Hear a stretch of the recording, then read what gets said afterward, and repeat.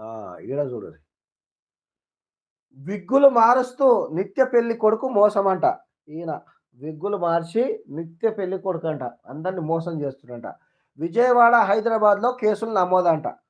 అరే! విగ్గులు మారుస్తే మన ముఖం ఎట్లా చేంజ్ అయితదనేది అర్థమైతలేదు.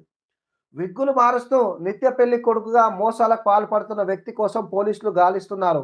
వంశీకృష్ణ అనే వ్యక్తి విగ్గులతో వేషాలు మారుస్తూ 2 తెలుగు రాష్ట్రాల్లో దాదాపు 50 మంది తల్లిదండ్రులను మోసం చేశారు. ఇప్పటికే పలుమార్లు అరెస్ట్ అయి జైలుకు వెళ్లి వచ్చాడు.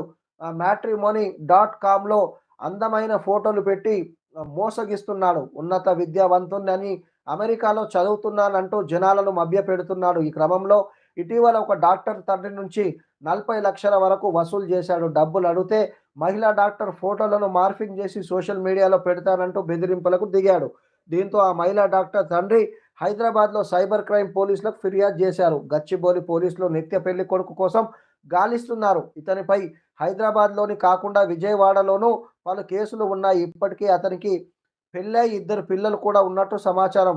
విలాసవంతమైన జీవితాలకు అలవాటు పడి ఇటువంటి మోసాలకు పాల్పడుతున్నాడని పోలీసులు చెప్తున్నారు. చూసుకో ఎంత మేధావో. 50 మంది తల్లిదండ్రులు మోసం చేసిండంటే 50 మంది యువతులకు ఒక రకంగా ఆయన మోసం చేసినట్టేగా. అల్లా ఏది మ్యాట్రిమోనీ డాట్ కామ్‌లో పెడితే సో రకరకాల ఏషాలేసుకొని విగ్గులు పెడితే నేను అమెరికాలో ఉద్యోగం చేస్తున్నా, మంచిగా సంపాదిస్తున్నా అనే వరకల్లా మురిసిపోయి సో ఆ డబ్బులు అడిగితే ఇస్తుర్రంట. ఇట్లుంది కథ. అందుకే నిజంగా నీతి నిజాయితీగా ఉన్నోడిని ఎవడు నమ్మడు. ఇట్లా ఏషాలేసేటోడిని ఒట్టిగానే నమ్ముతారు యువతి వాళ్ళ తల్లిదండ్రులైతే.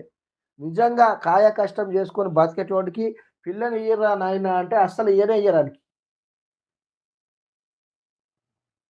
నెక్స్ట్.